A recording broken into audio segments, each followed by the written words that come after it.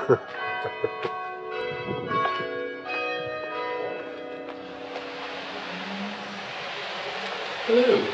Oh, thank you for coming and taking an interest in my new book.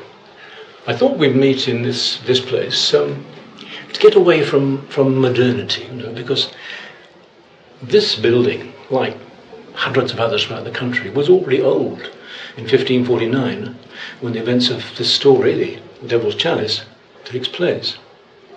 So any of the characters in my story walking in here would have been quite familiar with the raftered ceiling and arch windows, stained glass, and so on.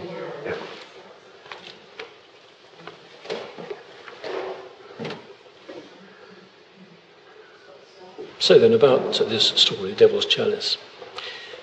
But before we get on to that, can I ask you a question? What do you look for in a good historical novel? I guess many of us would give different answers to that. I think there are some people who simply look for a story that will take them away from the drab or depressing 21st century to some more appealing age, the glittering, glamorous world of powerful kings and true-hearted heroes and devious villains and hapless maidens. Such simple romantic stories are fairy tales for grown-ups, set in never-never lands that couldn't possibly have existed. Well, no harm in such escapist novels, as long as people know that they are pure, unadulterated fiction. But then, of course, there are some fiction readers who want to put the historical record straight. They want to read books that rescue or reappraise the reputations of their chosen heroes and heroines. They want novels that present them with history as they think it should be, evidence or no evidence. History that hands out halos to the likes of Richard III, or Thomas More, or Anne Boleyn, or Thomas Cromwell, or Charles I, etc., etc., etc. And then there's a third kind of historical novel. It's the kind that tells a good story with believable, well-rounded characters, through whose lives we can gain an authentic feel for the age in which they lived. Well, that's the kind of novel I try to write. Anyone reading The Devil's Chalice would, I hope, get to the end thinking, I know these things didn't really happen, but I feel they could have. So, if you enjoy historical fiction well-grounded in fact, then I think you might enjoy this book, and others in my series of Tudor crime mysteries.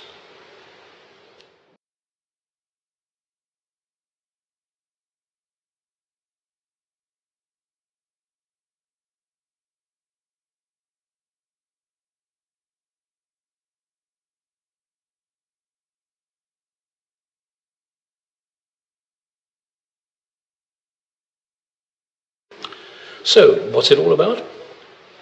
Well, the kernel of the story lies in the records of the Tower of London for the year 1549. From there we learn that among the detainees in this high-security prison, there were two men. William West was held on suspicion of trying to murder his uncle, Lord Delaware. Robert Allen was incarcerated for dabbling in black magic. And it's out of this little acorn that the oak of my story grows. One of the features of life in the mid-16th century was that everyone believed in the supernatural, but everyone. So as well as Catholics and Protestants, there were those who believed in folk religion, fairies, witches, cunning men, and readers of horoscopes, and magic, men with the power to conjure spirits. In the prologue of The Devil's Chalice, I try to get the mood of this occult belief, which then is a strong motive in the story. Perhaps the best thing would be if I read to you the preface of this story.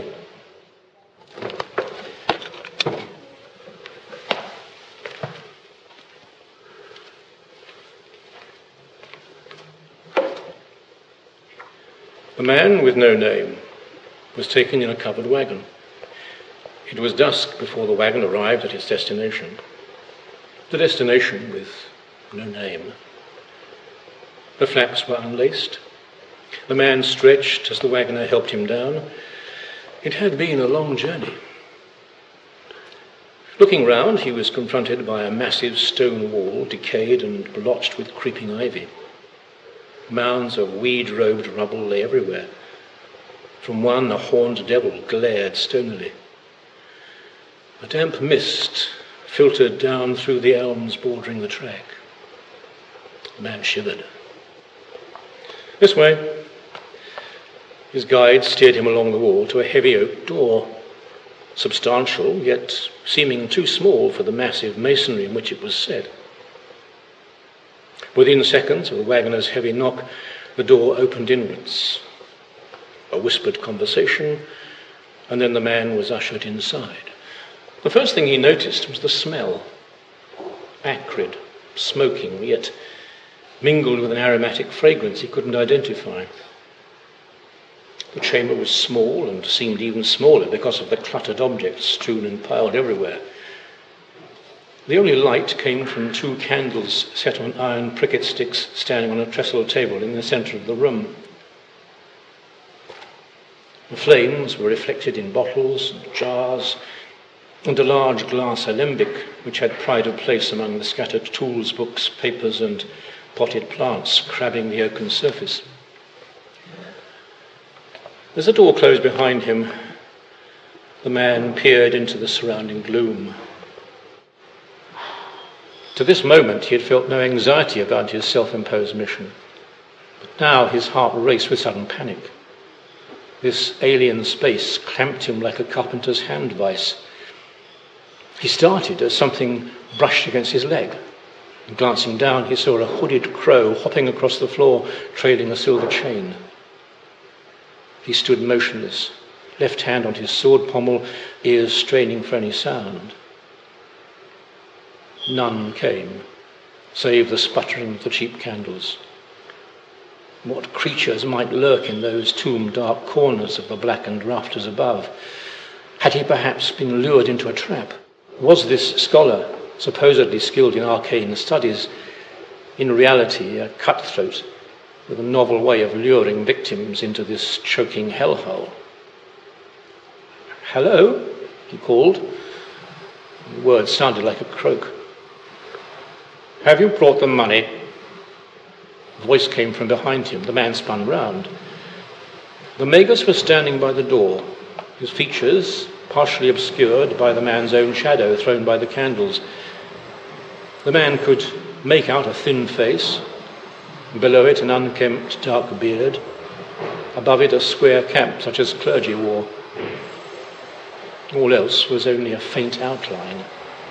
The long black robe merged with the shadows as though its wearer had appeared from the darkness and might melt back into it at any moment. "Have you brought the money?" The repetition was calm, emotionless. Yes." The visitor fumbled in his purse and held out gold coins. "Take the money to the table."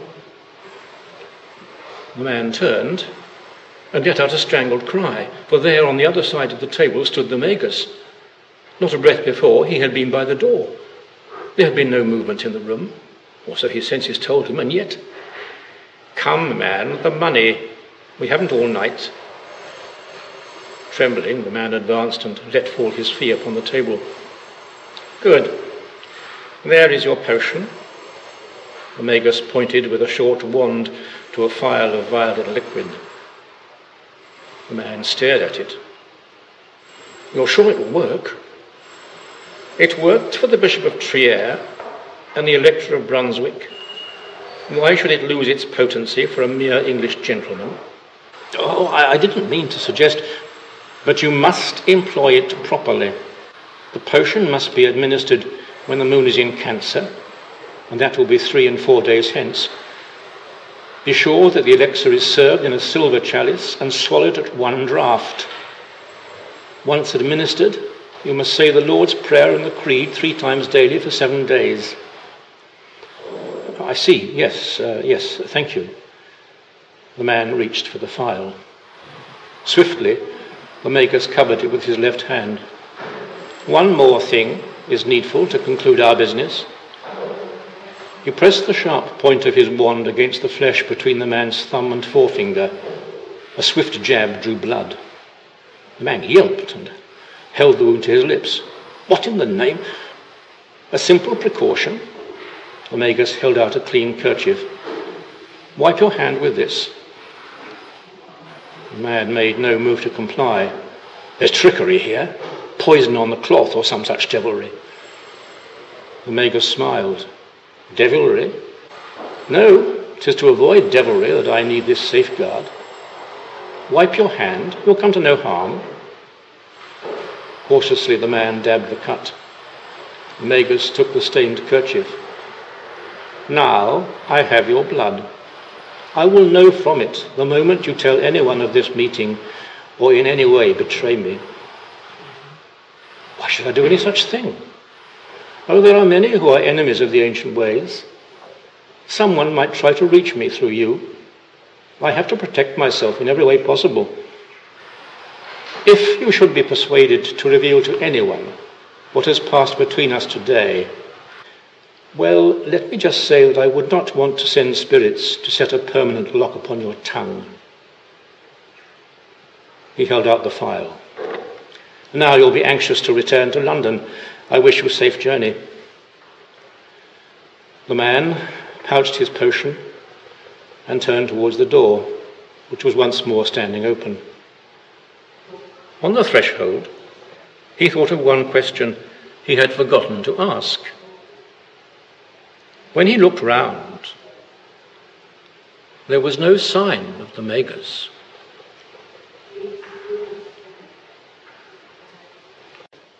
This and other events in the story happened in the uncommonly hot, dry summer of 1549. And what a year that was. In government, politicians were plotting, scheming, manoeuvring to grab the reins of power. In the country, bands of terrorists were on the loose, uprooting hedges, burning barns, murdering landowners. And cities such as Exeter and Norwich were under siege by bands of rebels. In every inn and marketplace, people were talking about the latest atrocities, fearful of where the terrorists would strike next. That has a familiar ring, doesn't it? So why was England in such a mess in 1549? It was a mere 18 months since the ruthless, tyrannical Henry VIII had died, leaving his crown to a 9-year-old boy, Edward VI. For the first time in 40 years, England found itself without strong government, and the result was chaos. As in the previous stories in this series, London goldsmith Thomas Treviot gets sucked into the political maelstrom. It all starts calmly enough. Treviot's patron, Archbishop Cranmer, sends him to the Tower to interview the alleged would-be murderer, William West. Official interrogation has failed because West is too terrified to reveal the truth. Perhaps Treviot's gentle persuasion can succeed where torture has failed. Well, he does succeed. And in so doing, he is drawn into the swirling political waters. But worse is in store for him at home. He discovers that his headstrong teenage son has run off to Norwich to join the rebels. The pace of the story quickens and its plot becomes more complex as Thomas goes in search of his son, uncovers political chicanery, and finds himself threatened by the black magic of Robert Allen and the murderous villainy of his criminal confederates. So, I hope I've been able to intrigue you into reading The Devil's Chalice. But I must give you a word of warning. If you do read this tangled tale right through to the end, you won't be able to put it down until you come to the very last sentence.